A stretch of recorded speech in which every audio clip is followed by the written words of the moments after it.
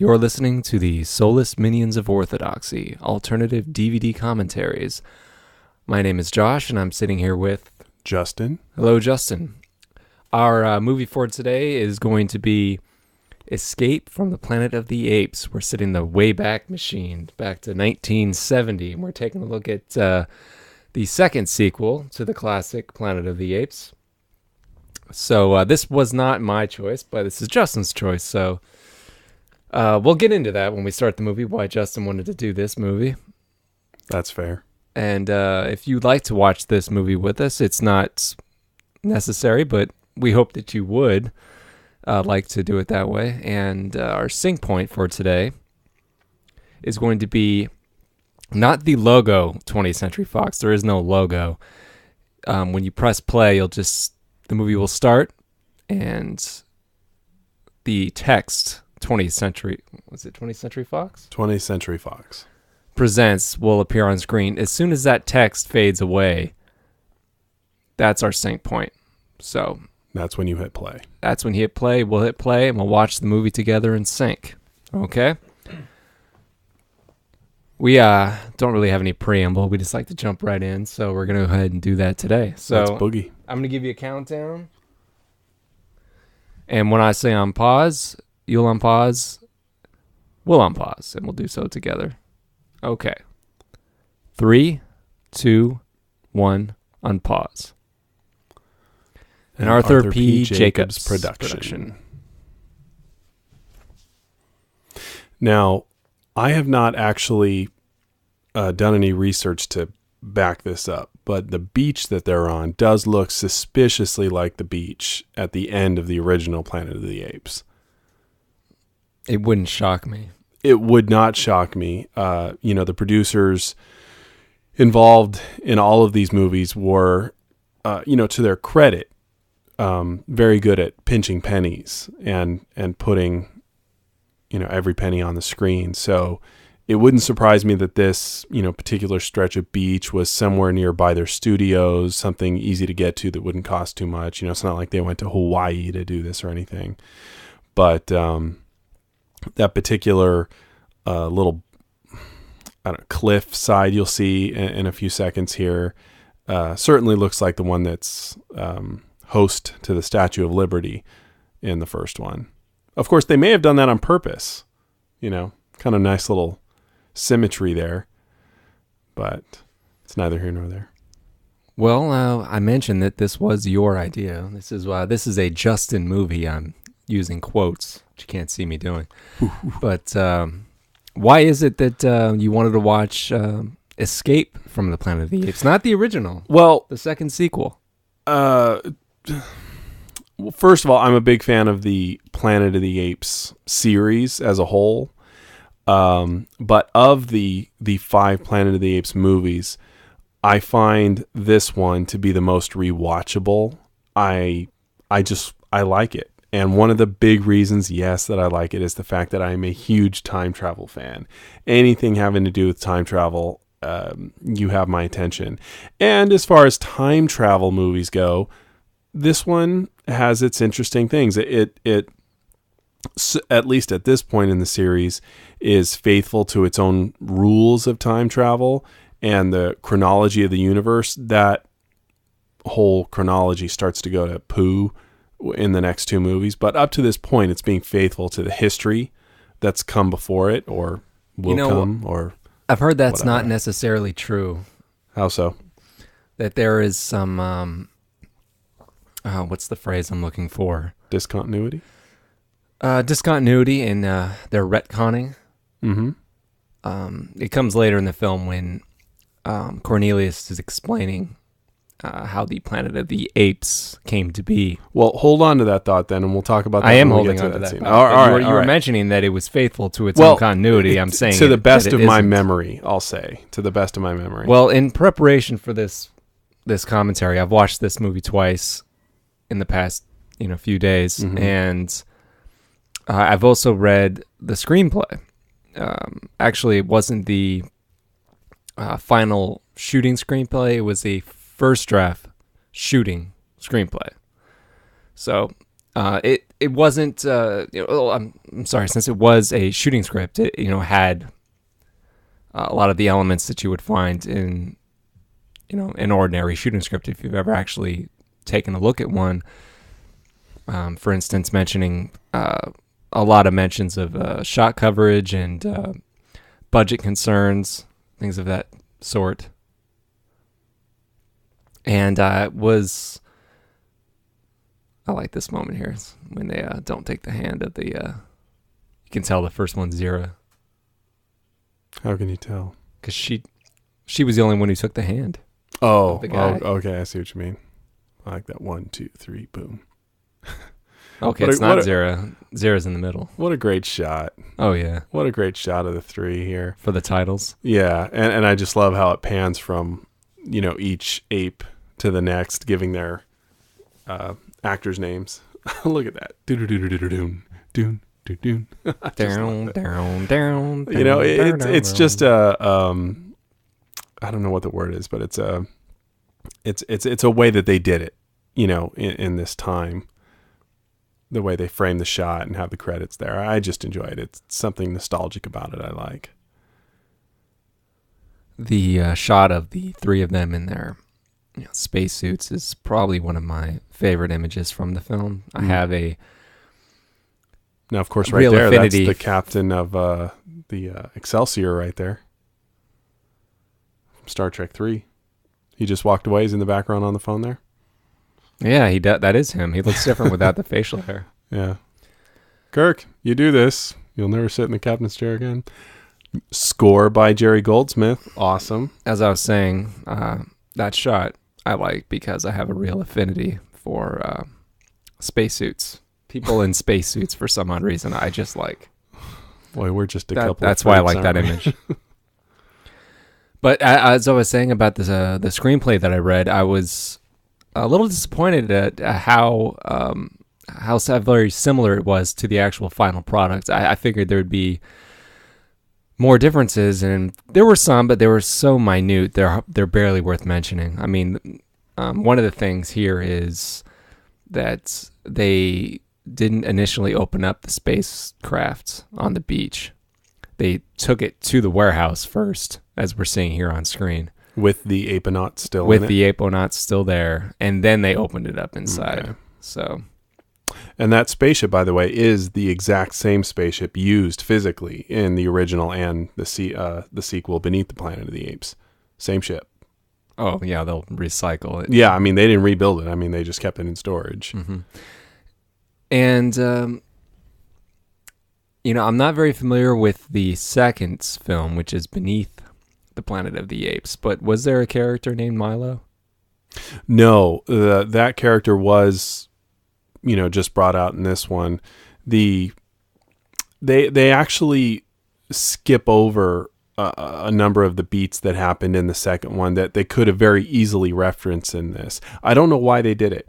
They talk about Colonel Taylor, which was Charlton Heston's character.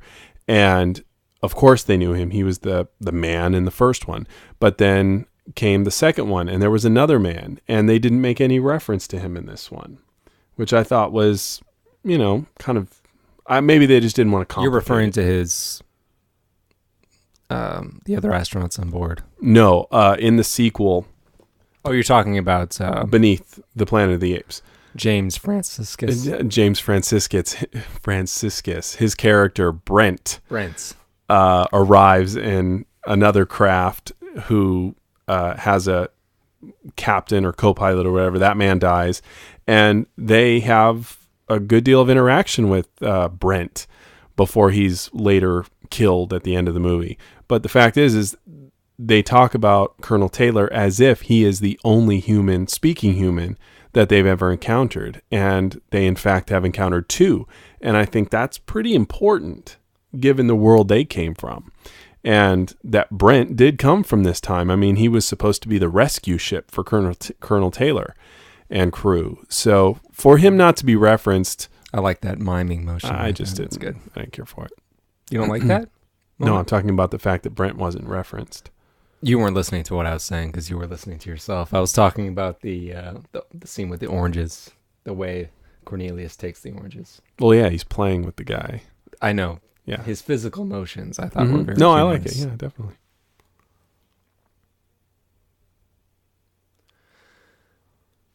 Well, speaking of Beneath the Planet of the Apes, do you feel that this movie is of course, it's a direct result of that one. I mean, this is the third film, but its tonality, its tone. They felt they had too much of a dark tone featured in the second film, so they wanted to lighten things up a little bit. Yeah, I think that was an intentional shift in tone. The second one definitely was dark, for particularly what is supposed to be a family series, or at least that's how they marketed it. The sequel, I wouldn't even say the first one is. No, I don't think so either. But it's rated G, and it was marketed towards families. Although, yes, even by our standards, it's kind of grim. You know? I wouldn't say that it's a family film. I don't either. I mean, for crying out loud, look at the events in the fourth one, Conquest. That one is terribly violent, but still labeled as a family film nonetheless. But yes, as you were saying, though, this one definitely changes tone. This was back in the late 60s, early 70s when the MPAA was still very young. And yes. There was no PG or... No, there was no PG-13. PG-13 rating. It was point. PG, I think, then M. I think there was an M rating. I honestly couldn't say about that. This guy's such a dork. The zookeeper. Yeah. Have it your own way, mate. What a doofus. Comb your hair. But I do think this shift in tone was needed, and I really like it. I enjoy this movie. I think it gets serious when it needs to get serious, but it doesn't take itself too seriously to actually have fun. Well, I thought that this was a very clever way of bringing the series back into a lighter area, and also a cost-saving measure. They would have only 3 apes and soon 2, so they wouldn't have to deal with as much makeup. And you take the premise of the first one, you flip it on its head. Right.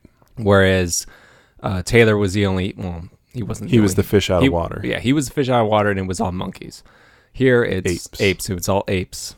Sorry, Cornelius, I know you don't like that.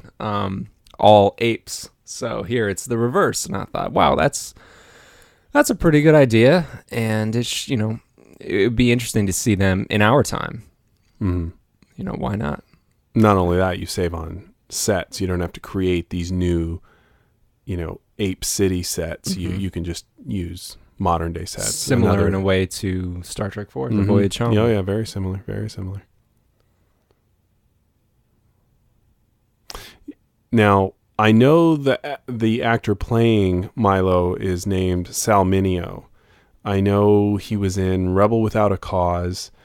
I'm not familiar with him other than that, other than he was very young, and I know he died young. That's all I really know about him.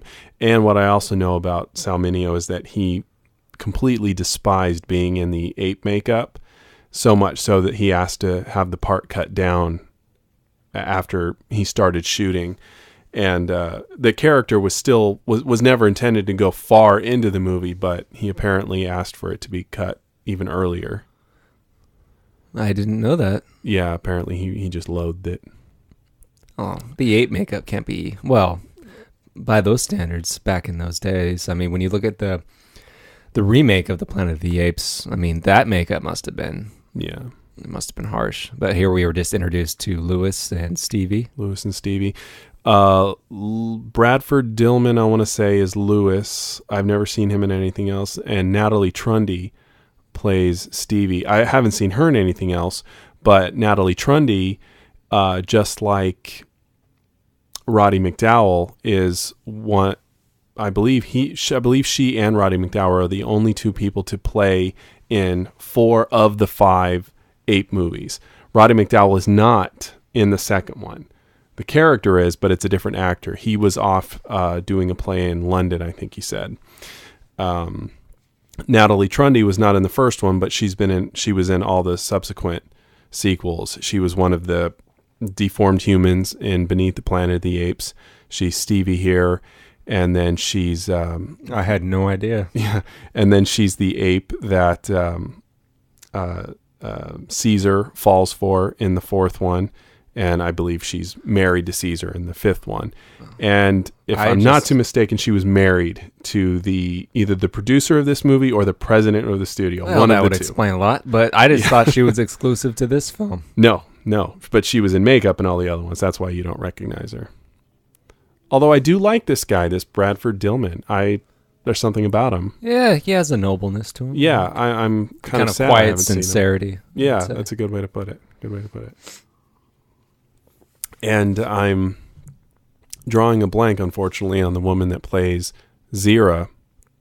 So Kim Hunter. Kim Hunter. The only other thing I recall seeing her in, and this is much, much later, was Midnight in the Garden of Good and Evil. That is much, much later. Yeah, she's the assistant or secretary to the lawyer that John Cusack buddies up with. And if you're familiar with her and you look at her face, you see it. You see the eyes, you hear the voice, and you know it's her. But as far as I know, I'm sure she did work. I'm not familiar with any of it. Going back to the screenplay, as I said, it was the first draft shooting script. So there were some little differences. One of them was here with the testing. Basically, everything you're seeing does happen, but the testing went on a little bit longer.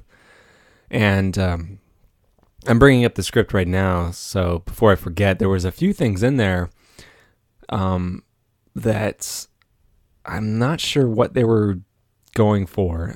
It was obviously it's a sign of the times. Every time there was a black person involved in a scene, the screenplay would make particular note of it, and they would refer to that character as Negro. Mm-hmm. Every single time. It was a direct insertion. This character may be a Negro. I'm quoting. That's what the screenplay would say.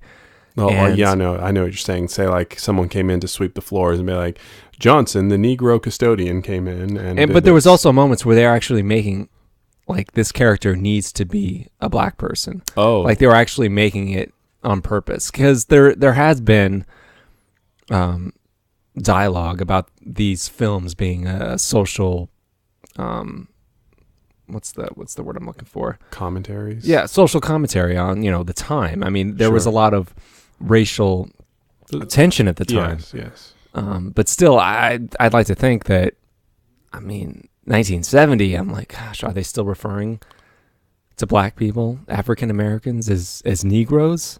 Well, this is... I guess,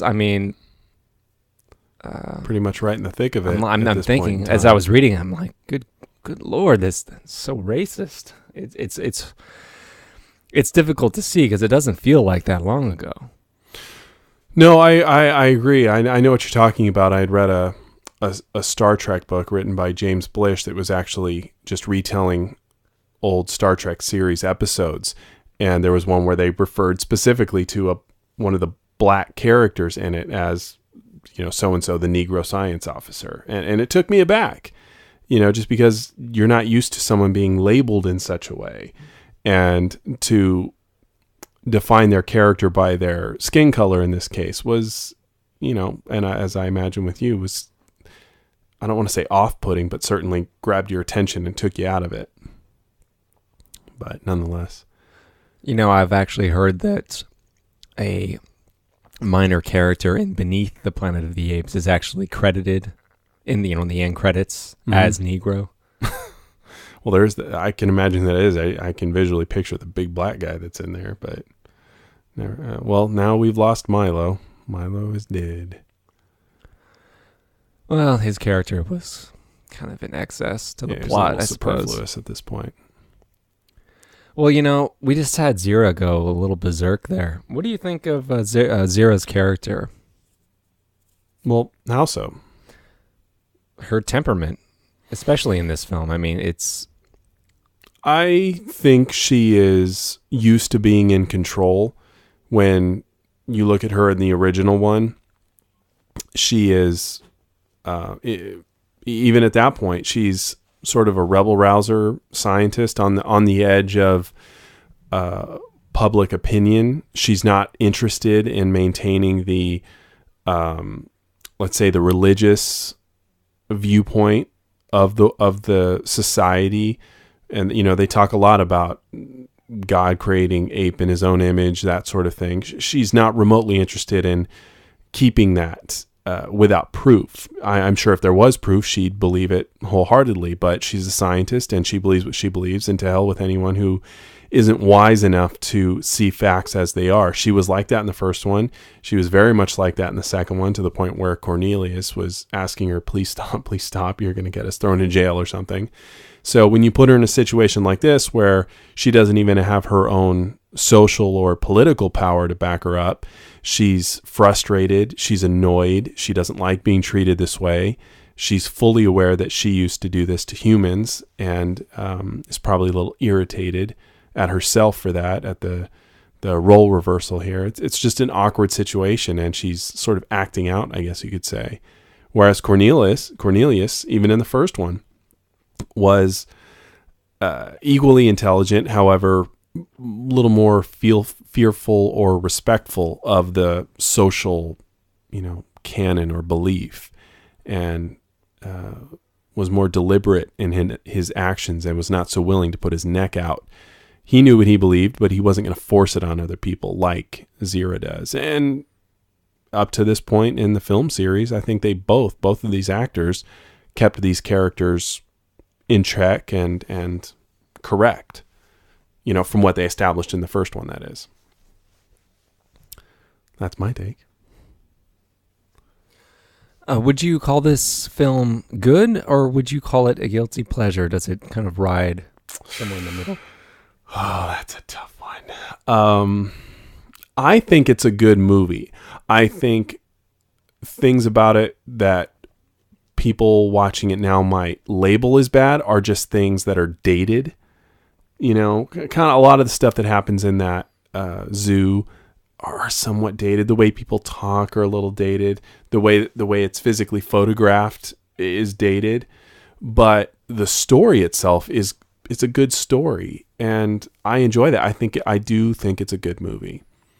I like that little physical gesture that the president made when he said, "Yes, we found 3 people," and he scratched his nose, and then he corrects himself. Actually, apes. I kind of like that. It's something you pick up the second or third time around watching it. Now, this actor is William Wyndham, playing the president. I like his voice. What else has he been in that we might be aware of? The only thing that I know of offhand, right off the top of my head, is he was in Murder, She Wrote. He was a recurring character in that. It's the only thing I can think of. What is his name in this? President what? Do you recall? I'm forgetting that. I don't recall. I just think of him as the president.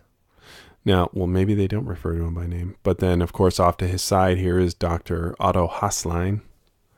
You even remembered his first name. Very good. Yes. Who is referenced in the first one, if you recall. I do not. Only by name one time, when Taylor is recording his, monologue into the recorder at the beginning of the movie. He looks at the time clock and says something about Hasslein's theory of time or relativity is correct, and blah, blah, blah. So they're obviously referencing that in this movie. I think that was a nice little touch. Another point of, I guess you could say, naivete of the time this was made in is the way that these creatures are treated, from minute one, where they're open and freely available to the press and to the world, just sort of like the original Day the Earth Stood Still. We look at it now from our society's point of view. We know what would really happen if such a thing happened. Anyone who was on that beach and saw that ship, brought up would be sworn to secrecy, never to speak again. They might even be disappeared. And these 2 scientists would hardly be the only 2 dealing with these apes. And again, it's just naivete. It doesn't make it bad. It's just the time it was made. I was just about to mention that, the situation being taken very lightly. I wasn't going to so much think of it as a sign of the time, just the shift in tone. I don't think they wanted to take it too seriously. Maybe. I mean, granted, of course, in the context of the movie at this point, no one but them knows that the apes can speak. So as far as anyone else is concerned, they're just tall, walking apes. which in of itself is unusual. Of course, these apes are like 5 times the size of normal. Yes, of course. But here they're automatically being shown to the public, Yeah. not long after being discovered. Which would not happen today. I think, modern standard would be to have some sort of tube going in up their ass or something. Pretty much. I like this scene, but I do think it needed a little trimming. The way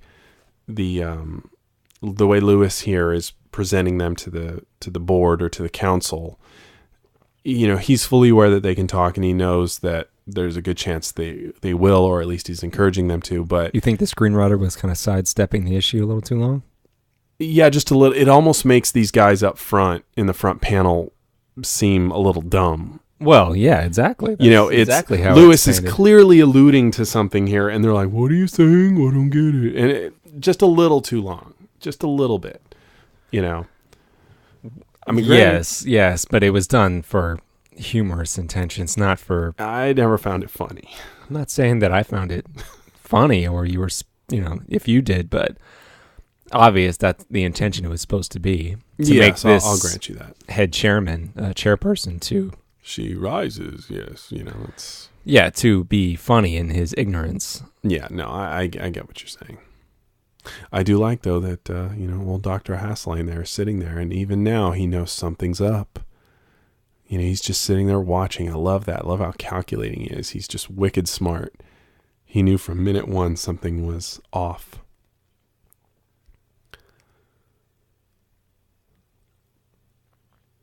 To me, excuse me, Lewis and Heinlein. Hessline. I keep wanting to say Heinlein.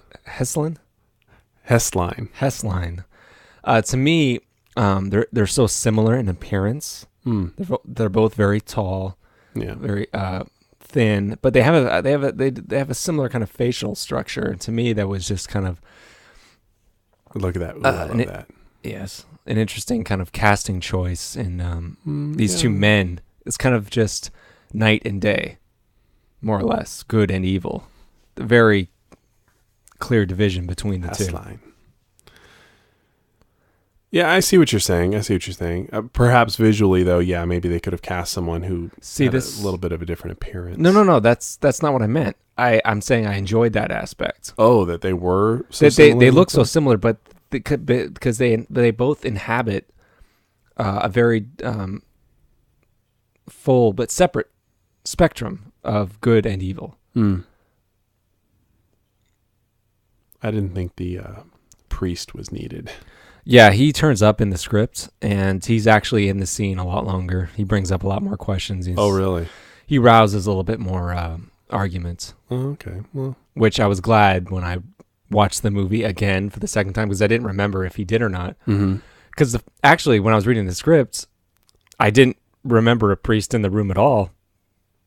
And then I went back and watched the movie again. I'm like, oh, he is in there. Yeah, in the movie, I think his only line is when he stands up and goes, "Where did?"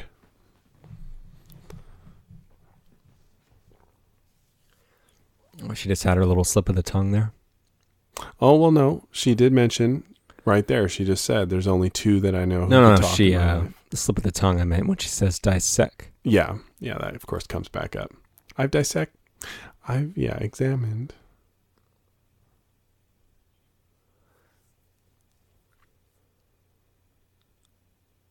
See, he's trying to play it cool. He's just trying to... He knows what revealing that information will do, and he just doesn't want to do it. But Zira does not give a shit. She's like, seriously, people, wise up. This is how it happened. Deal. I kind of admire her forthrightedness there.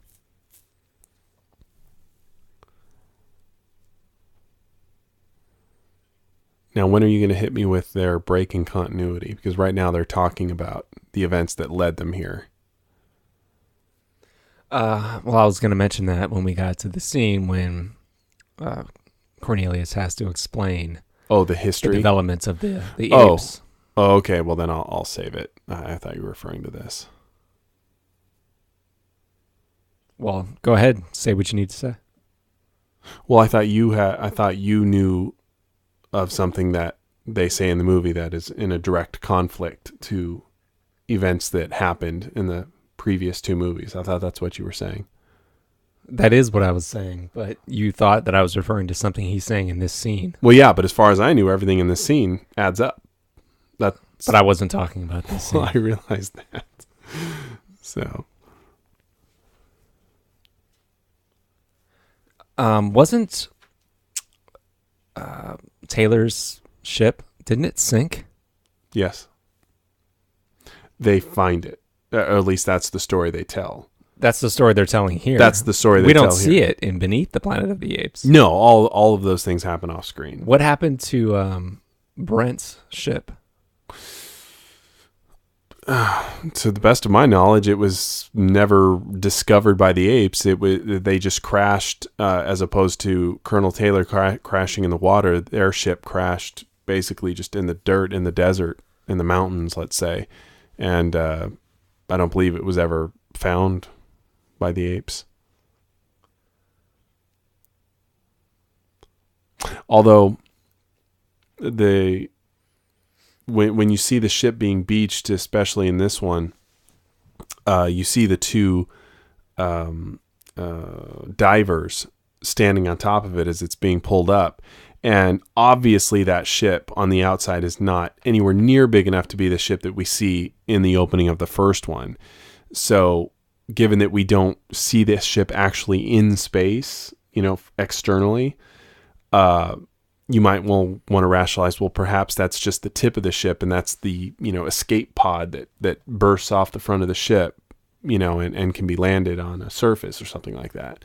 But that logic gets thrown out the window in this one when these three apes actually go ahead and explain that they salvaged it and they were able to get it into orbit. That kind of doesn't make any sense, but... Well, this movie was actually supposed to start with the interior of the spacecraft, beginning with the three characters. Yeah, I glanced at the script that you were looking at, and it didn't refer to them by name in the script. No, right? they were Astronaut not referred 1, 2, and 3. Yeah, they were not referred to as aponauts or as to these characters' names. It's referred to as nameless astronauts. Right. Watching the destruction of the Earth and then the time dial being reversed. Mm-hmm. I'm guessing this was just cut for time or kind of a cost-saving thing. Probably cost, because they'd have to show the explosion, film it, blah, blah, blah. I kind of like that reaction from Stevie when Yeah, Zira just mentioned sickened. that she's experimented. Yeah. That's nice. They kept it in there. I mean, that probably would be her reaction. Who wants to hear that? But they're smart. They realize it's not, they're not bad people. They do the same thing, and that's that. That's what I like about these two characters. They're intelligent. They're wise. They think beyond their immediate time or position and whatnot. Now, speaking of the social commentary I was briefly mentioning earlier, do you think that these films are a social commentary of sorts? The way that within the apes culture there are the orangutans, the chimpanzees, and the gorillas, and the way that Zira is always blaming the war on the orangutans and the gorillas. Right. Do you think there's some sort of racial commentary going on about that? No, I think there's a lot of I don't know the term, but when you impose your own thoughts and feelings onto something, I think there's a lot of that going on. I've seen interviews and read interviews with the people that made these movies. At least the first one, I should say. In the first one, a lot of people make reference to what you're just talking about there. That is people that are watching it. And the producers, the writers, didn't intend on any of that. They were not trying to make any sort of social commentaries at all. They thought, well, okay, maybe we did it subconsciously, but no one was intentionally trying to do that. And that's paraphrasing what the producers of the movie said. However, when you get to the second one, this one, the fourth one, the fifth one, yes, they are intentionally trying to make social commentaries because of the way people responded to the first one and people saying, oh, well, this is clearly a reference to the oppressed people in this society. The filmmakers were directly influenced by the public reaction to the first one. Mm-hmm. Yeah, strange, isn't it? Yeah, but yeah, that's basically what happened. Okay, now there is something specific about this scene I'd like to mention. Okay. Now this is the artist painting a picture of the artist painting a picture scene, and Hasline going into what I come to think of, especially when reading the script, when you see the dialogue written down actually in front of you and you get to read it slowly, it seems to me that he's more or less trying to pull the wool over the eyes of the public. He's deliberately giving an elongated explanation of something even he doesn't understand. It's the way I came to see it. He's talking in almost in riddle. Gibberish. Yeah. Yes, in a riddle, to confuse people enough to where they believe him, when even he doesn't exactly know how this happened. His explanation is this painting representation is infinite regression. I believe that's how they refer to it. Okay. He's coming up with a lot of technical sounding things, and then he goes into time being somewhat of a loop, or he uses the lanes of a freeway. Well, yeah, at this point he's talking about alternate realities. In essence, yes. And then that at a large event, such as the Earth exploding or some, I don't think, he doesn't say that, he doesn't know that yet, but some type of cataclysm of some kind could have occurred to push them back to our time. He's not explaining anything, and especially nothing as awesome as time travel. No, he doesn't answer the question at all. No, like I said, he's dodging it because I don't think even he understands. Yeah. He has a theory, and he's overly explaining that theory, so people will be befuddled, but think, well, this guy obviously knows what he's talking about. He must be right. Then we have to believe him, and this is what happened. So are you saying that the character of Hasline was intentionally screwing with people, or was it just bad writing and they didn't know how to explain it? I think maybe it could be a little bit of both. I just don't think, maybe the writers didn't think too much about the time travel element. They didn't want to make an element out of it. They wouldn't have to try to explain it. But the way I see it in the final film is just, he didn't even know. Mm-hmm. And this is the way he approached it. I never thought of it that way. And he intentionally elongated that theory, made it sound complicated, just to put the public in his pocket. Mm-hmm. Because at first, when I first watched it, I was like, I had that impression. I was like, what is this guy talking about? Mm-hmm. Well, he seems to know what he's talking about. I guess that sounds very interesting, but it has no real substance. Yeah, but when you actually dissect the words themselves, they don't mean anything. He doesn't actually explain anything. Yeah, no, I always had problem with that scene because he does not actually answer the question, and because of, just as someone who grew up watching sci-fi and time travel movies, I have a, pretty good working knowledge of kind of the ins and outs of time travel, let's say, as much as you can, at my level of knowledge. But even the first time I saw this, I realized I don't want to say he was talking gibberish, but he sure as hell was not answering the question. So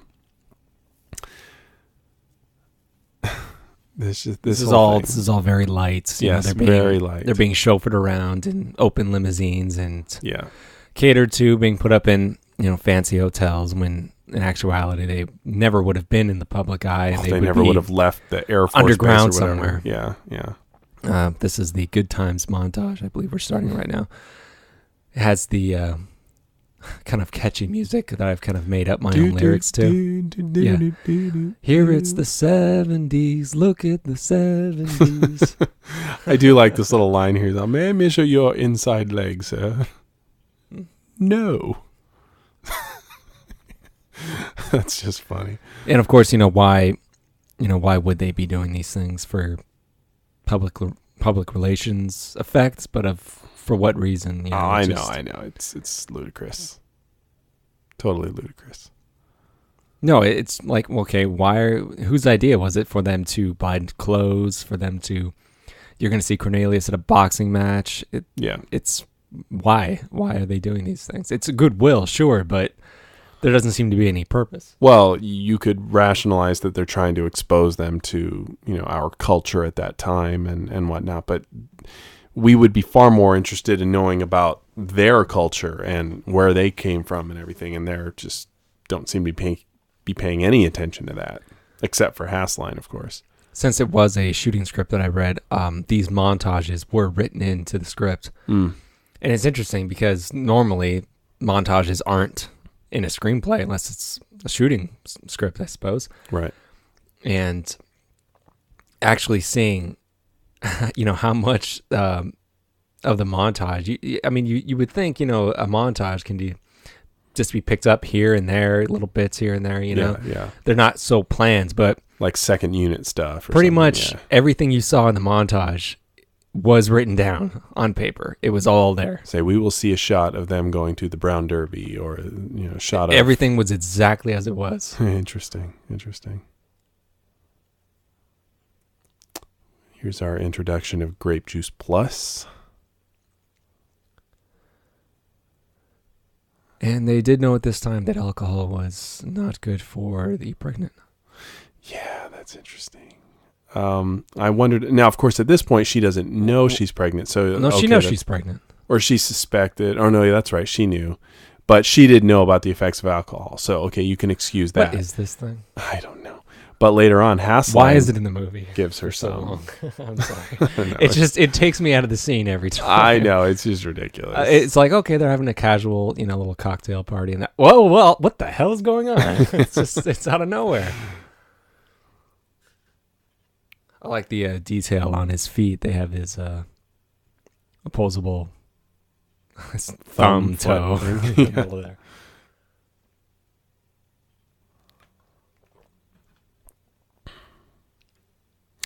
Find it funny here. We see Zira taking a bath, and she never had a bath. She doesn't know what this is all about. It just describes it as being very wet. Do they mention how they bathe in the first film? No, they don't make any. Well, no. I don't. Well, do they mention? Well, actually, wait a tick. I don't mean to reference the remake, but in the remake, they disliked water.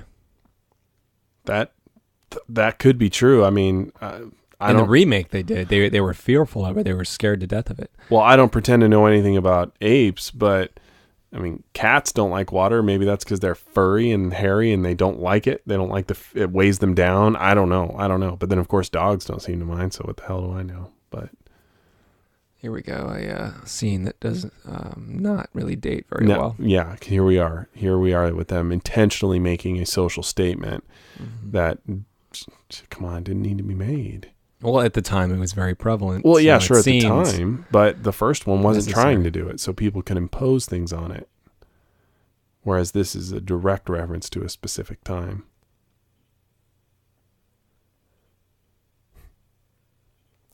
This scene apparently was in Pierre Boulle's original Planet of the Apes novelization. There was boxing apes? No, and I don't know because I haven't read it. I'm just getting this from the documentary that there was some sort of connection to boxing and apes, thinking it's beastly or ghastly or something. I don't know. I'm completely getting this from the documentary. But Pierre Boulle's book was very different from what was ultimately filmed. So, I'm not at all surprised that there would be such a scene because the book is quite different. And that's because of budgetary reasons. The apes in the first one were supposed to be very technologically advanced. It was supposed to be a future society. And their budget made it look like they're primitives almost in the first one. But that was only because of money, unfortunately. In the book, it was quite a different scene.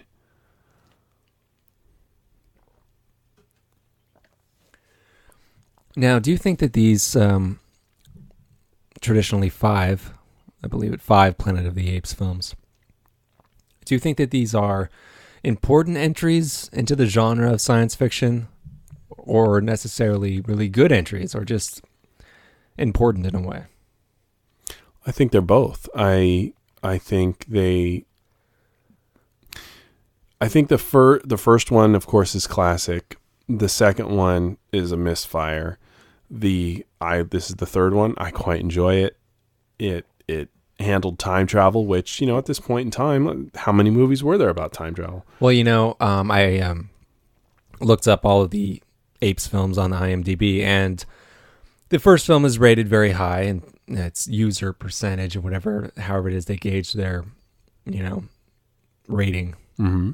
I think it's user votes is rated pretty high, somewhere around 8 something. And of all the sequels that came after, this is the one that's rated the highest. That doesn't surprise me. All the others are, this is in a 6 range. All the others are 5 and something or other. So not only do you like this, but the mass public seems to agree with you. Well, I think it's just like, Star Trek 4. It's accessible. See, he knows. Oh, he knows what's up. Yeah. No, I mean, he just mentioned that, I shouldn't smoke because you're pregnant. So he knows that this alcohol is not good for her. But he's doing He's doing it to loosen her tongue. So. In this case, yes. But and the smoking. He was about to, and stopped. But yeah, I know. Yeah. Well, because when I first watched this movie, I was like, what is he doing? He's giving her alcohol. She's pregnant. What is he thinking? But he's evil at this point. Well, at that point, I really didn't know what his intentions were, what he was going for in this scene, that he was trying to get information out of her. Right. He saw an opportunity, so he grabbed it. But to answer your question, I think they're important movies. At this point in time, late 60s, early 70s, sequels were not a big thing. They certainly existed, but they were not commonplace. So this series had a total of 5 movies to it. It spawned a live action television show, a cartoon television show, a remake movie later on. Some would say that the studio was simply beating a dead horse, trying to milk the idea dry. I do agree with you there. And that the sequels weren't a good idea. I think the second one could have been handled better, but given the way it ended, I think this movie was a good continuation of the story. By the time you start getting into the 4th and 5th one, you really start to get that feeling of, like you're saying, beating a dead horse and just milking it. I didn't live in that time, so I don't know if people were clamoring, hey, give us another Apes movie. That I don't know. I just don't know. This movie, I think, is a good movie that had its heart in the right place. It was trying to be a good movie and all of that.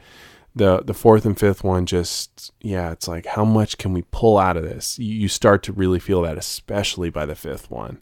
The 5th one was just that just shouldn't have happened. But the 5th one was Battle for Planet of the Apes. Yes, and at that point they had no money. It was just totally made on the cheap. And it feels cheap to look at. The characters are thin. Where on the timeline does that movie take place? Well, the 4th one takes place, let's say, let's pretend it takes place about 20 years after the events of this movie. Yeah, it's somewhere in the 90s, if I remember correctly. Yeah, like 1993, let's say. The future, quote unquote.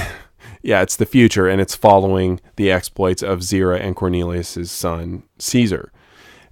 And Caesar is the character in the 5th one. So the 5th one takes place, and at that point, he's got a teenage son.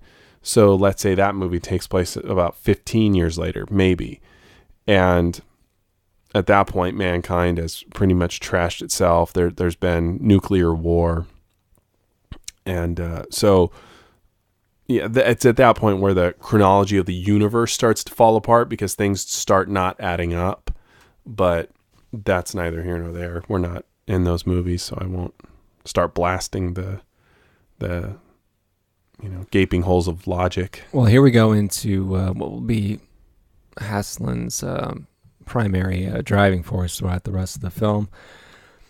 He believes that stopping this child from being born, this child of Zira and Cornelius from being born, that he will prevent the upsurge of the apes and the downfall of humanity. That not only must the baby not allowed to be born, but he believes that Zira and Cornelius should probably be killed. Mm-hmm. And this is his his motive. I mean, this is his reasoning that doing this will somehow end their what is known to their future, but the apes' present, and doesn't completely make sense. But I can see how someone could rationalize it that way into believing it to be the correct answer, but not this character. He seems too smart. He seems too intelligent, but too rational. He's always calm. He's never irate. He never seems confused. He seems to know what's going on. He never seems astray. He just seems to have this one bad idea. Right. No, I see what you're saying. There's certainly an element here that they, the writers, just, well, he's the bad guy, so they force these thoughts of hostility towards the apes onto him, where otherwise he does seem too intelligent and too worldly to think that way. Well, to me, this may have seemed, like we mentioned earlier about the explanation of time travel being completely befuddled. Was that on purpose, or was it a writing thing? And I think maybe in this case it was a writing thing. They didn't explore his character enough, or really just analyze the actual concept of what killing these two apes and their child would mean. Would that actually stop anything? Why would it? Right. That's not how it comes about. And Cornelius and Zira explain that. How the apes rise has nothing to do with them. So why would ending their lives and the child's life have to mean anything? Why would that do anything? Right. Yes. And what I was mentioning about the lack of continuity is in this scene. Okay. These two guys in the script are just referred to as E1 and E2 throughout the whole movie, throughout the whole script. E1, E2. So where's the discontinuity? Well, Cornelius is going to go into an explanation about the death. It's written in our ancient scrolls that the death of a plague that devastated dogs and cats, and man took apes to be their pets, and those pets eventually became more intelligent and then turned against their masters until one said no. Yep. And that's how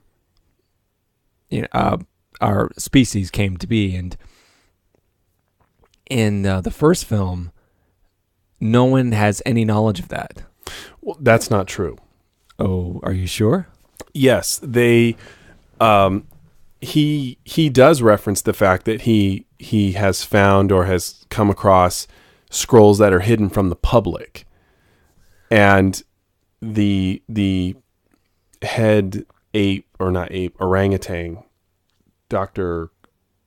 Zaius, he's aware of these things, but he is keeping it from the public because he doesn't want to scare the public, and he doesn't want to encourage anyone or encourage humans to become what they once were. So it seems as though there was a very select few that were aware of this history, maybe not in such detail, but they were aware. And Zaius, he knew. Zaius knew, so you believe Cornelius knew by that fact? Cornelius had discovered the cave in the first one, that when he dug down through the layers of earth, had found evidence that humans were intelligent, not only intelligent, but were the dominant species on the planet. And it's at that point that Dr. Zaius jumped in and said, okay, you know what? Humans were the dominant species, and they made a desert of it. They trashed it. But what of this story of the dying of dogs and cats? That is not referenced in the first one. It is, however, referenced again in the next sequel, in Conquest. But Conquest did not come before this film. Right. So at this point, what he said does not, as far as I know, just what I meant is where did he get this information about this plague and from the sacred scrolls, and the apes being taken his house? When did he see these ancient scrolls? Well, even though they didn't specifically reference these scrolls, I think you could rationalize that after the events of the first one, Dr. Zaius might have let Cornelius see more information. And at that point, he may have come across this scroll or this particular piece of information, which Dr. Zaius may have had in his possession the whole time. So it still makes sense. You could still... Yeah, so there was no direct scene explaining this. You're just inferring that. Yes, but I'm inferring it based on, the information in the first movie and what could have logically happened in the events that we didn't see in between the end of the first movie and here.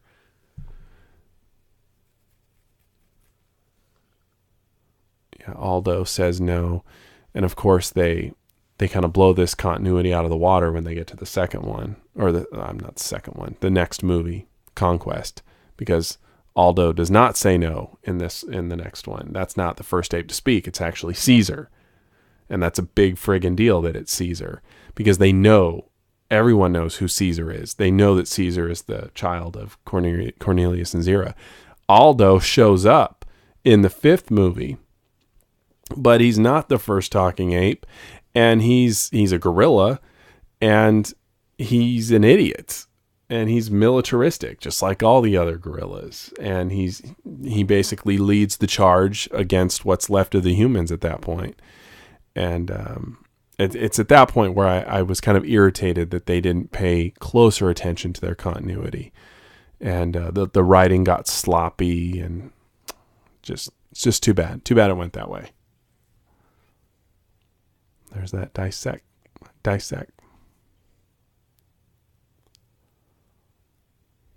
Come on, guys. We all know what she said. Well, why don't they just straight out ask her?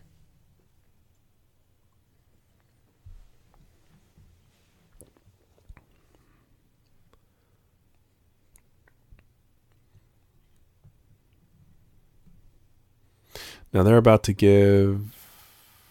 is it Zira? They're about to give the sodium pentothal? Mm-hmm. They're going to make Dr. Lewis administer it. I can't help but be reminded of the scene from Deep Space Nine when they tried giving Quark sodium pentothal and it had no effect on him. His physiology was so different. I can't help but wonder here, would their physiology be different enough to where it wouldn't affect them? Of course, at this point in the movie, there's no time to stop for a good joke, but it would have been kind of fun to see.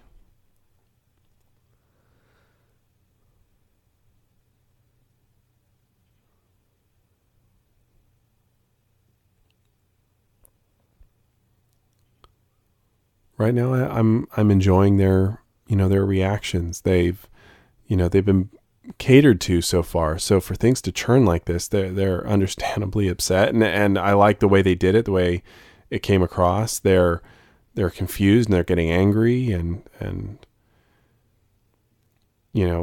so far it's really fitting their characters. I enjoy that. It does not seem out of place.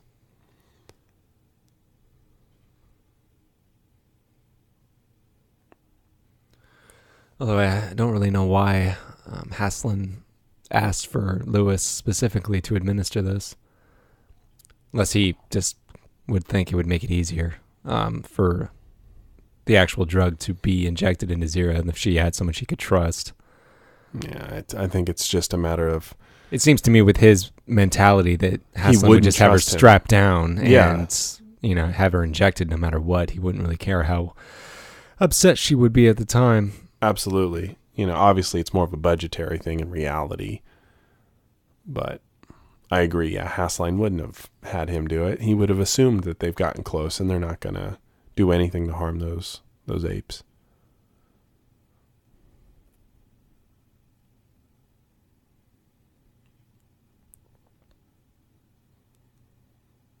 That stuff kicked in pretty quick.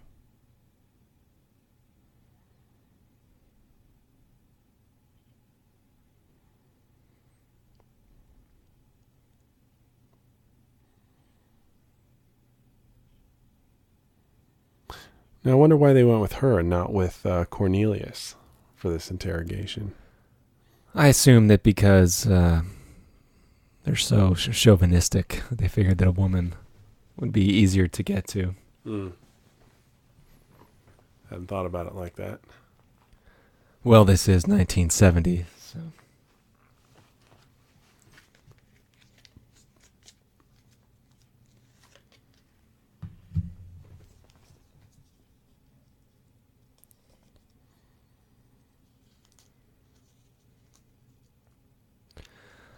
So here they're finding out that she was a doctor who dissected humans. And of course, they're quite appalled at this. But to me, it's just another one of those instances where Haslund knows what year they come from. It's over 2,000 years in the future. You know, why this would matter, you know? Why this sudden urge to do something? Well, even the president kind of makes reference to that it's so far in the future. He's like, why do you care? Oh, yeah, he says something in reference to that. He says, well, if we're still in office by that year. Yeah. But, you know, why they're so intent on getting this confession out of her, you know, why, to find out how they treated humans, who started this war, what happened at the end of this war. Yeah. Why is this so relevant to what's happening today? It doesn't seem to have any relevance. Obviously, these two apes were not here by their own design. They obviously are being honest about that. So, as to what they did thousands of years in the future, before they knew what mankind was like, how can you expect their actions to be wholly criminal in any way?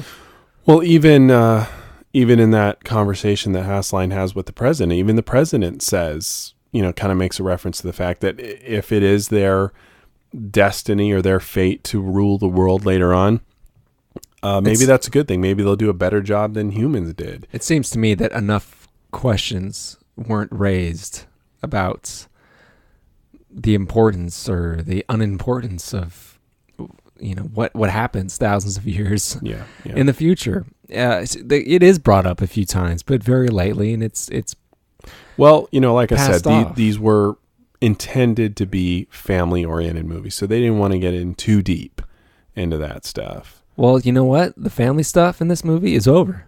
Well, I agree with you. After the the good times montage, once Haslund gives her that grape juice plus, this movie spins down into darker territory, and it doesn't stop till the movie ends. Mm-hmm. The only bright note that comes out of the second half of this film is Ricardo Montalban. Yep. There is nothing cheery about the second half of this film. Well, I'll grant you, but I just don't think they wanted to get too bogged down in the details of these things. They just kind of wanted to gloss over it and move on.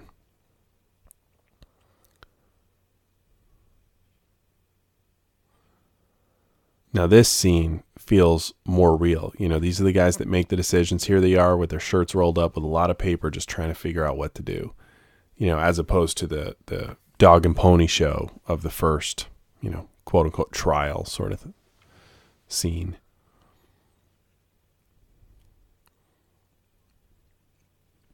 This seems like what it would really be like. The real important people just deciding this is what we're going to do.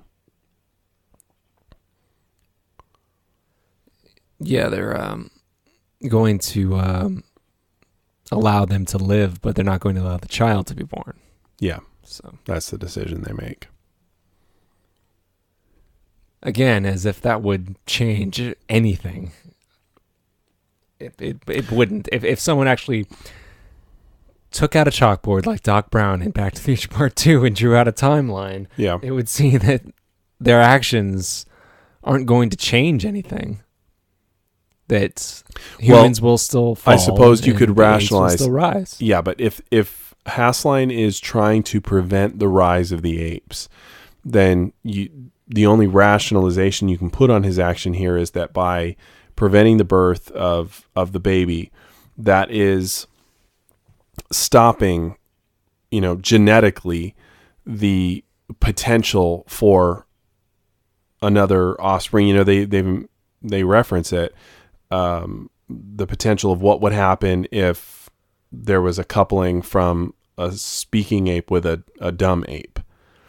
And could that ape speak? By, terminating this pregnancy, they are in effect terminating at least a strong possibility of that sort of, genetic passing on of abilities. Well, what I think is that in Haslin's mind, what he has not explained to anybody, which maybe he should have, is his theory, his time travel theory about infinite regression, the observer becoming the observed, time in essence becoming a loop where travelers come back and they are responsible for beginning this Planet of the Apes. Mm-hmm. In his mind, he's seeing it that way. Time being a loop, that they have come back and they are directly responsible for doing so, although he has no proof. But he is going on that assumption that time is a loop, just as the painter will regress infinitely. You mean like a predestination paradox? That's the phrase I was looking for. Predestination paradox. They've come back to fulfill their own history. Exactly. Yeah. So in his mind, stopping them will stop the Planet of the Apes. Right. But he doesn't explain this to anybody. I don't know if the whole idea of predestination paradox had even come into public consciousness at that time. Probably not. I don't think so. I'm not. I mean, I know there'd been time travel movies prior to this one, but some real sharp security they got here.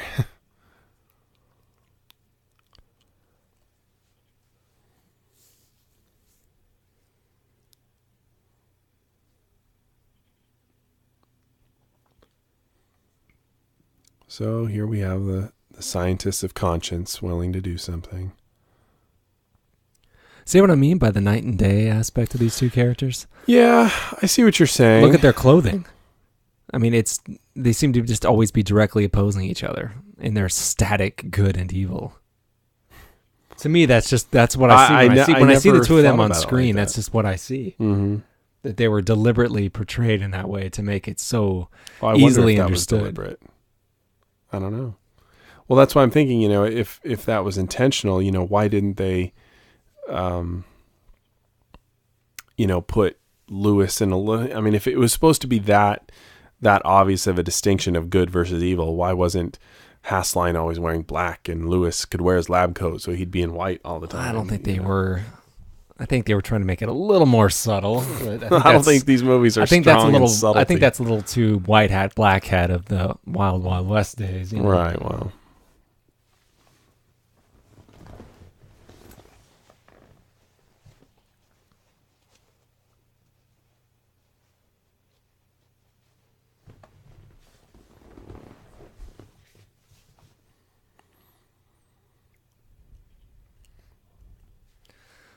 Yeah, in the original shooting script, this scene goes on a little bit longer. Their escape? Yeah. A little bit longer than necessary. It becomes another one of those written-in montages. Oh, really? Mm-hmm. Yeah, we didn't need that here. Yeah, there's some serious... This was supposed to be them going down like a very steep hill, and there's some serious tumbling going on. And it kind of puts in a visual imagery of something like that scene from The Princess Bride.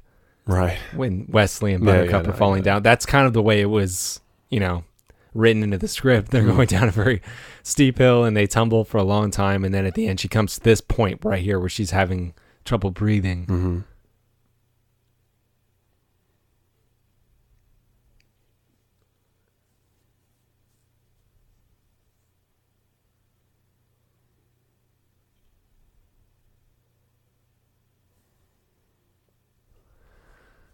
Oh, yeah. You gotta love the 70s with their big cars. I like that car. Well, this was before the Japanese started making all the fuel-efficient cars of the 80s. Yeah.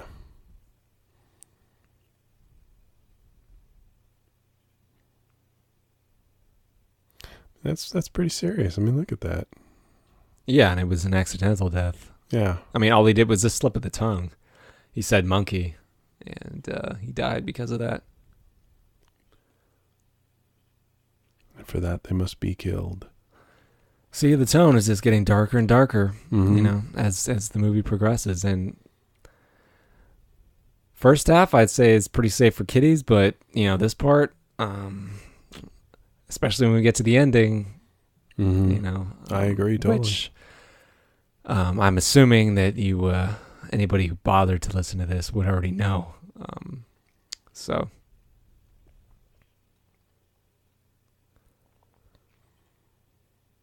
I'm just waiting for Ricardo to show up.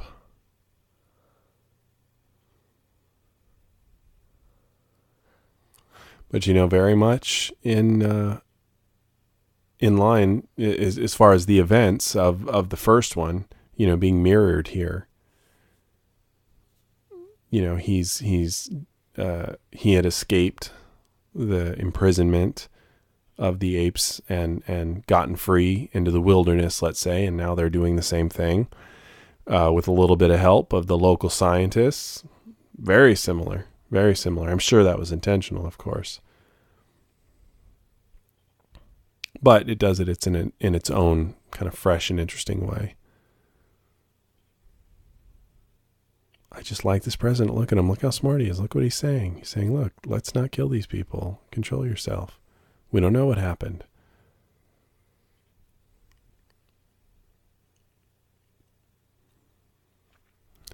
See, there you go. He is just linking this to the future. With every event that happens, he's twisting it and churning it and making the reasons. He's drinking his own Kool-Aid here. Yeah. He believes what he's saying. I mean, I think he's a little too unemotional. The way they, nothing against his actor. This is obviously the way he was told to portray this character. But I think maybe inserting a little bit of anger into some of his dialogue would have helped a little bit, raise the tension. Yeah, I see what you're saying. He's very kind of cold and logical about it all, and that's certainly scary in its own right.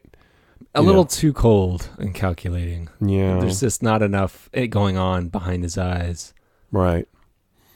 Maybe if there was something else inserted into the script to give him just a little more personal motivation. I don't know what, but maybe that would have helped.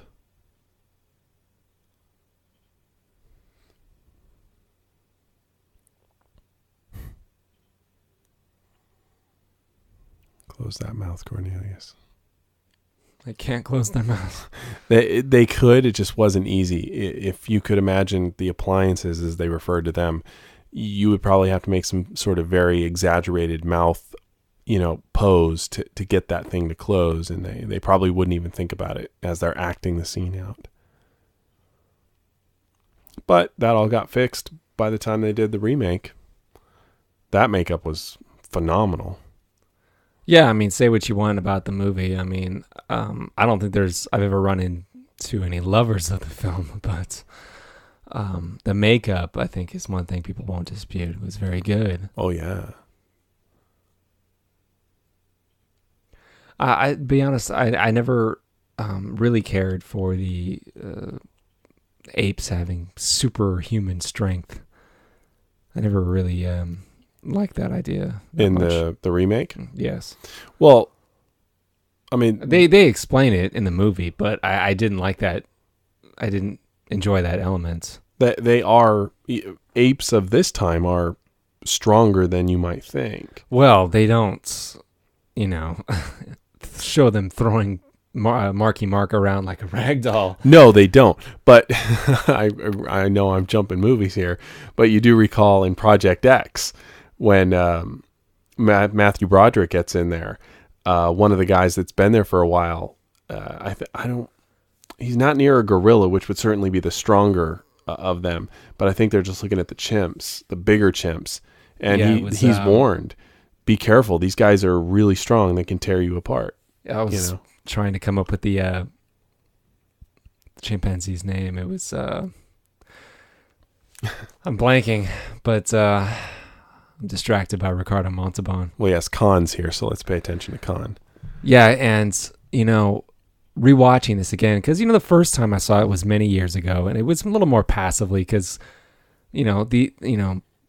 going through the second film, Beneath the Planet of the Apes, it's just like, whoa, how are they going to rebound off of that? Yeah.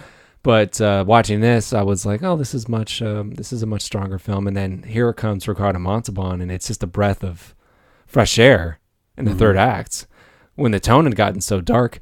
And it just, as I was stating to you earlier, it just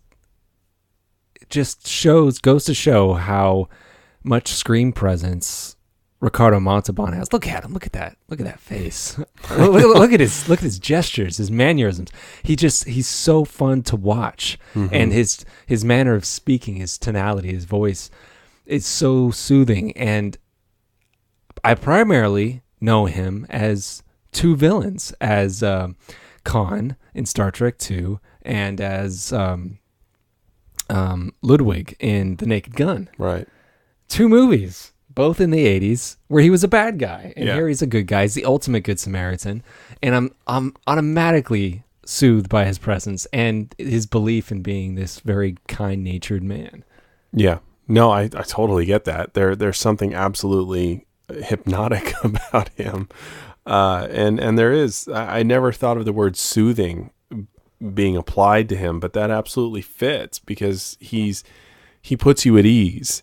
You want to be around him, you want to follow him, you want to be his friend. He just has that charisma about him that you can't teach. I mean, that's who he is, clearly, someone that has that ability.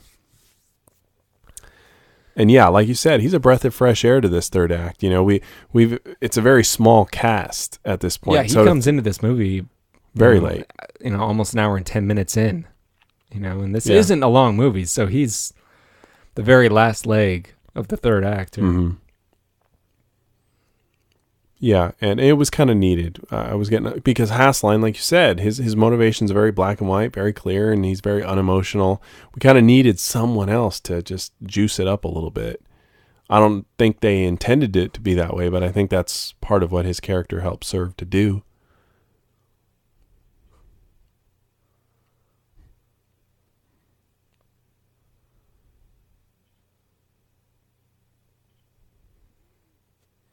Here come the goons.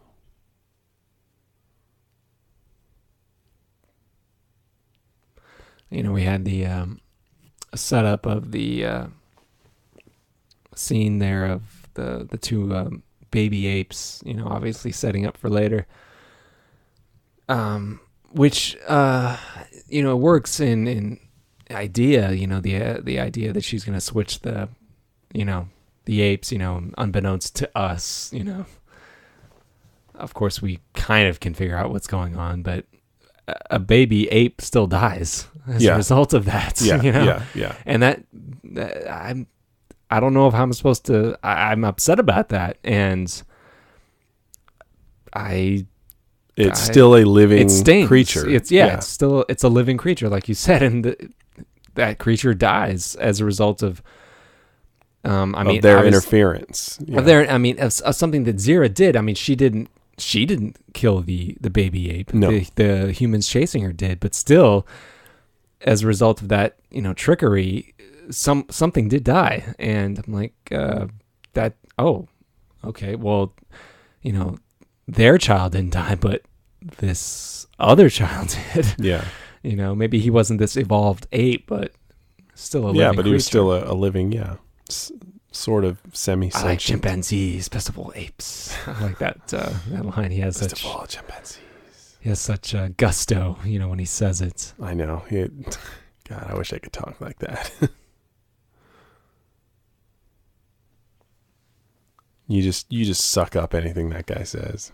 Doesn't matter. You could be reading the phone book. I liked his. I mean, it's very simple, but the way, because he doesn't have a lot of screen time, so he's got to say everything quickly and with passion. And the way he says, "Well, if it is our will to be dominated, then I will be dominated by creatures such as you." And it's just very quick, and no one in reality, I think, is this nice, but giving their child the cross of the saint. I can't remember. Yeah, I don't recall. That was a nice touch. I like that.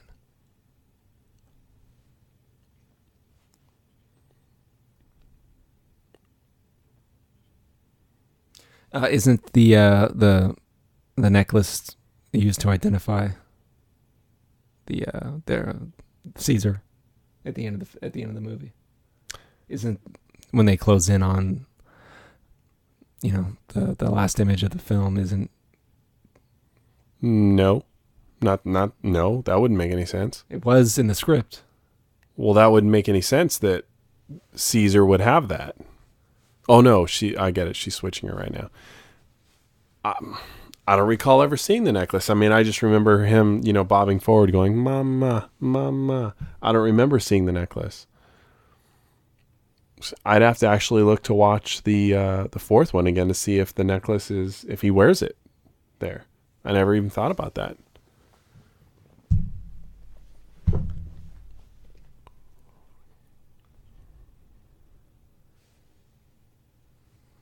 Yeah, seeing that actor obviously in costume there Yeah. makes you really appreciate the work done in 2001. Yes, I agree. Because for the longest time, I thought those were real, monkeys Yeah. in that movie. And not till I was a young adult that I was actually told, no, those are actors in costume.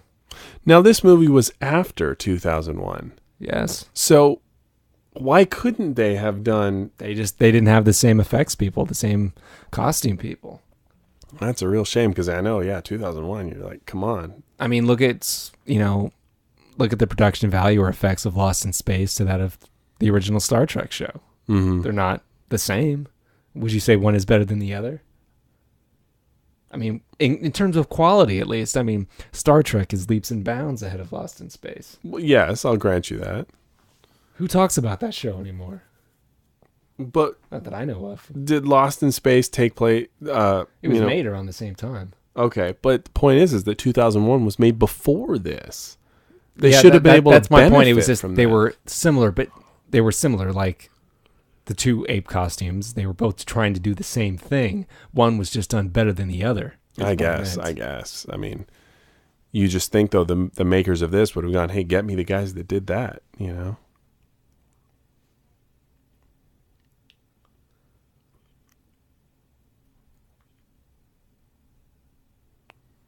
Yeah, nothing kidly friendly here. Yeah, nothing kid friendly exactly is what I was thinking. Lewis is about to give him a gun to kill himself with in case they are found. Mm-hmm. How would a young mind rationalize something like that? You wouldn't. It would probably just go over you.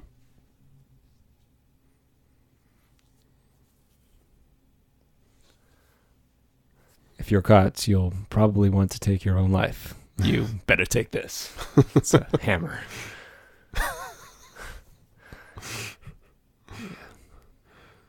Don't worry. When the time comes, I'll do us both.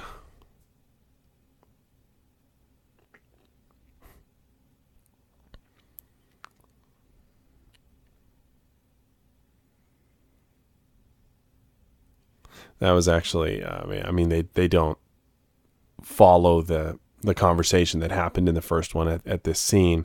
But of course, in the first one, at the very end, when Taylor goes to kiss Zero goodbye, I think he asks her, can I kiss you goodbye? And she kind of scuffs at him and says, "But you're so damned ugly." I remember that.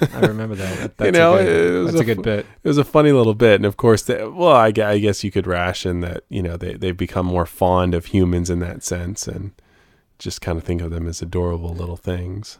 Now there in that scene, Lewis and Stevie are giving him the advice to go to the abandoned shipyards. Mm-hmm. Do they say for what reason? Is it just to hide out? Yeah, just to hide out. Because he may have said he used to play there as a kid. He did say that in the movie, but I don't know if it was maybe explained more just in the scripts or I just forgotten what he said in the film, but I remember him actually saying that, go to that shipyard. I used to play there. It's, you can hide out there for a little while and then meet us. Well, rendezvous. There was a rendezvous point set up at a cave where he also used to play. Oh, I don't think there's a mention of that in the movie itself. He says there's a cave and right here, sorry, I don't cut myself off. This is the only impassioned speech he has. Mm-hmm. Later we'll do something about nuclear war. We think we've got all the time in the world. How much time has the world got? Yeah. Yeah. Somebody has to do something now. Or what is this word? Somebody has to begin to care. See, his impassioned belief, his anger is coming through in that moment, and that sticks out of my mind, and it only lasts for about 15 seconds. Yeah. And that is what makes me believe in his belief. Mm-hmm. And it happens much too late in the film. No, I see what you're saying. I agree. It stood out when I first saw it, and it stayed in my mind after the movie was over. But anyway, as I was saying about the cave, Lewis mentions that cave is a place he also used to go to, and where they will meet up. And he says that there's like food there and it's shelter, and kind of explains to like, well, because I begin to think, where are they supposed to go after this? You know, Mm-hmm. I don't think it's ever really mentioned. They're just kind of on the run. Yeah. But I was thinking, well, did they actually have a plan? And yeah, I guess they just kind of were going off the cuff, or here is a little different. She leaves her baggage behind. This is how they find them. What'd she do that for? She couldn't carry both. What's Cornelius carrying? I don't know. Well, He's got a lot of shit. yeah. In the screenplay, she something happened. I can't remember exactly, but her part of her clothing got caught in a fence, and the dogs sniffed it out, and they were able to track them. Mm-hmm. And there was a better explanation as to how they actually found them in this shipyard. That the trail that they left. Right. To me, it just seemed like in the film they just kind of like, they must be going around in that direction or something or other. And they kind of just stumbled into it.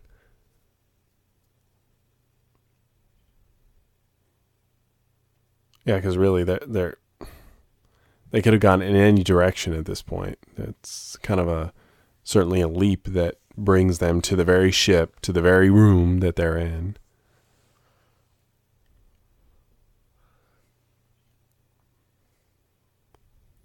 Even in that scene, you saw one of those little gas, oil pumping.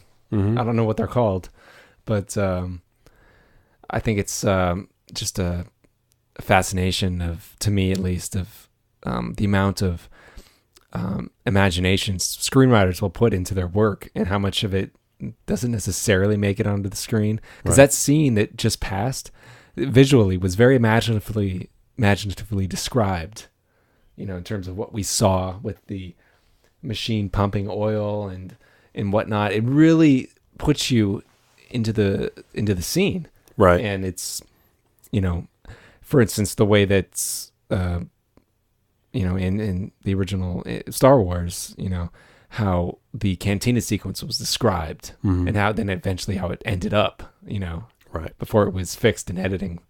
But how much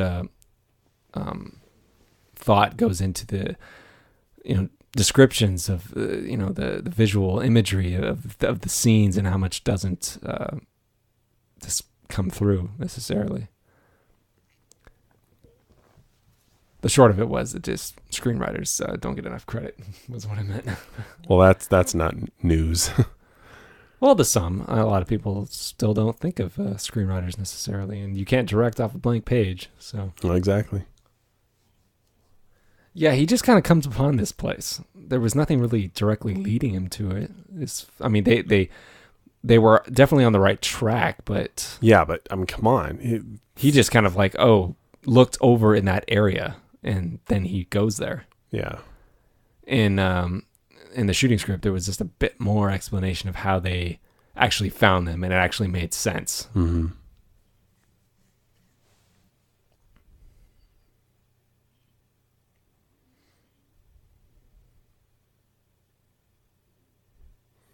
That'd be one hell of an awesome place to play as a kid. Can you imagine? Whole There'd ship. probably be kids there right now playing. Yeah, it's it's empty. clearly not protected. Yeah, they'd be all over it. There'd be people living in the place. There'd be bums living there. Yeah.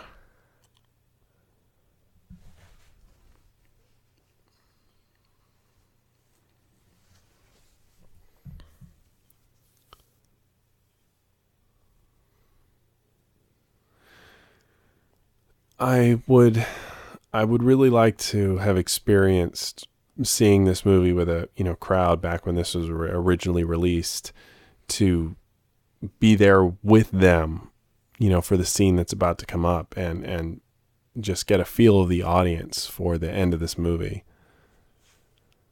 because it's so dark, it's so grim, and frankly unexpected. When I watched this the first time, it was as a marathon on AMC or something like that.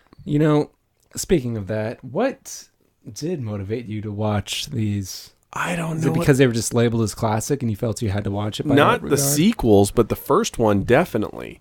And so what made you keep watching? They had a marathon on. It's just they were just on, so you're like, oh, I might as well watch them. I had noticed that the first one was on, and I said to myself, and they were kind of making a big deal about the fact that they were playing them all. They must have just gotten the rights to play those movies. Well, you definitely have an affection for these films. So I do. What is it? And that's the weird thing. A lot of the movies that, you and I grew up with, we have an affinity for them because we grew up with them. I did not grow up with this. I came into these movies probably in my early 20s, mid 20s maybe.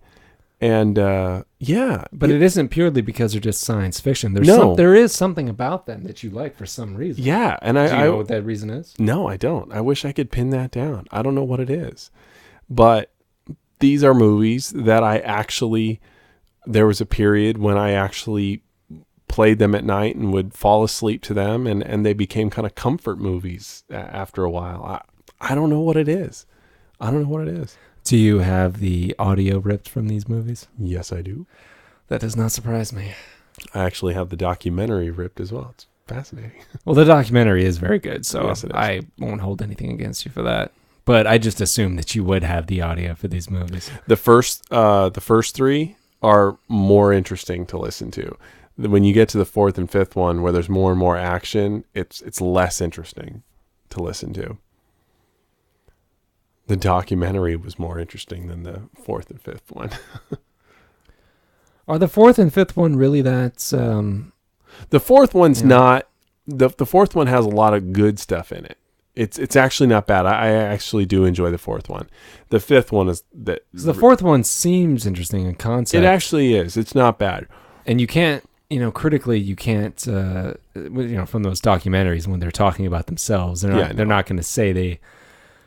whether or not they, think the movie is good or bad. They're talking about their experience with the film, so you can't gauge it on that aspect alone. Right. But they mentioned the fourth and the fifth one. The fourth one looked interesting, but when they started to show clips of the fifth one, I could definitely see a loss of production value. No doubt. Definitely looked a little on the cheap side, and they were definitely pinching pennies at that point. Mm-hmm. Yeah, you feel it. It's not just in the production, but it's in the writing. Everything just, it feels like a TV movie. Yeah. This scene kind of confused me at first when I was watching it, why Cornelius is off for so long. Because he mentions that she just got caught, that the baby needs feeding. Mm-hmm. And he says, I'm going to go find a place. Or something, or go find food or something. And in the shooting script, it said specifically he's looking for food. But if I remember here, they reference how dirty the place is, and he says, "I'm going to go find a clean place." I'm like, well, any place is going to be the same around here, so wouldn't where you are be just fine? Well, I don't know. Maybe there'd be a section of the ship that was kind of less grungy. Whenever I see helicopters like that, I think of the original Batman film, the 1966 Batman, and that very repetitive but catchy music. Do do do do do do do do. Just over and over again. But sorry to go off on a tangent there.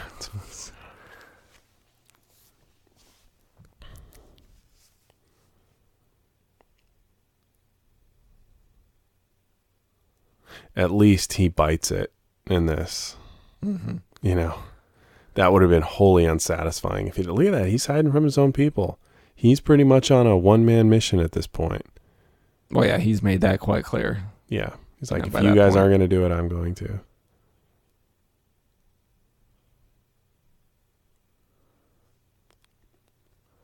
Maybe that would have been an interesting thing to add to the story. I mean, obviously he's not fully at odds, say, with the president, which is his main. I wouldn't say confidant, but whoever he talks to in the movie. If there was a little bit more tension between the two, that he's trying to convince the president, of their plot, and maybe that would have made his character a little bit more interesting to watch. It's just, he's trying to convince the president, but the president is just this nice guy saying, hey, let's not jump to conclusions here. And maybe that would have helped a little bit. I don't know. Yeah, maybe.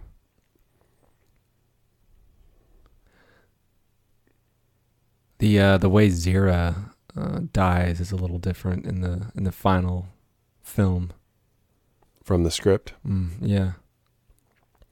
She just takes a few in the back, I think, here. Yeah. She doesn't die first. The baby ape does. Right there. Look at that. I know. Children watching this movie, and they don't know that. Yeah, at least he does die. See, they don't know that that ape is actually, just an ordinary ape from our time. Yeah. But still, they believe that that's theirs. Still, a creature's dying, and it's a baby. You know? Ouch. Damn. I know. Jesus. This is crazy. Yeah, initially, Zira was actually mauled to death by a pack of the dogs that were following them. Oh, really? She was still the last to die, but maybe the first. Oh. And even this visual, she's tossing, and her reaction is our reaction. Yeah. Like, what? Oh, this is disturbing. This is horrible. Yeah, definitely. And we're about to go back on this shot from a helicopter of their two dead bodies. Mm-hmm. And that's how we end it. Yeah.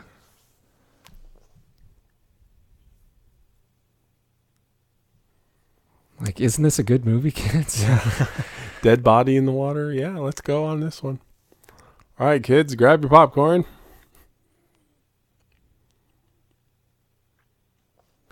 And here we are with this nice exterior, and cut to the set right now. Yeah, it is. I never really thought about it, so I pointed it out. It is very jarring. I know. See, look, there's the necklace. Yeah, shit, I never noticed it. Well, I don't think there's a close up of it, but it is actually. No, I saw it there, right there. Yeah. Yeah, you saw it, but yeah, right there it is, big as day. Big as day, but in actuality, I think in the screenplay, it's actually directly like close up shot of necklace. In this, it's just as opposed to the mama. No, that was in there too. Because the mama was way too much. Oh, you think so? The child is like a day old. Where does he get off talking? Well, we're supposed to figure out how then. I don't think we needed to see that. We knew that he would grow up to be able to speak. See, E1, E2. That's what those characters are credited as. That's what they're listed as in the screenplay. As Armando. Well, all right.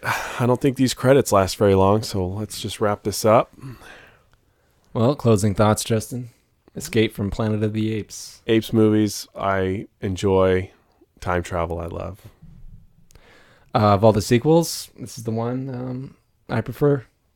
And this has been the Soulless Minions of Orthodoxy. I'm Josh. Thanks for listening, and good night. I'm Justin. Good night.